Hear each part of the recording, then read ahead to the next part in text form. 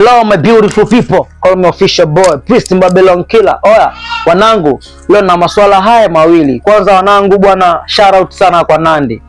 Shout out nyingi sana, pongezi nyingi sana kwa Nandy. Bwana, huyo ndo msanii pekee anayemiliki label Leona amemwachia msanii wake for free, bila makelele, bila vurugu, bila kumharibia, bila kumlipisha. Kiukweli Nandy, pongezi nyingi. Bwana, leo ni issue ya Yami bwana. Yami kashaondoka African Princess bwana. Waza chini nimesikia kwamba kapata deal jipya, kapata management mpya. Na Nandy kiroho safi, kiroho sayona, kakunjua, kamsainisha mikataba, amemalizana kishikaji fresh.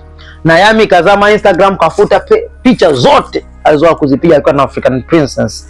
Kitu ambacho sio vibaya, ni vizuri ajitengenezwe pesa na management mpya. Ila anazengwa leo na swali moja. Hivi ni sahihi Yami kuondoka muda huu mfupi aliokaa na African Princess? Je, wewe unavyohisi ndio muda sahihi wa Yami kuondoka?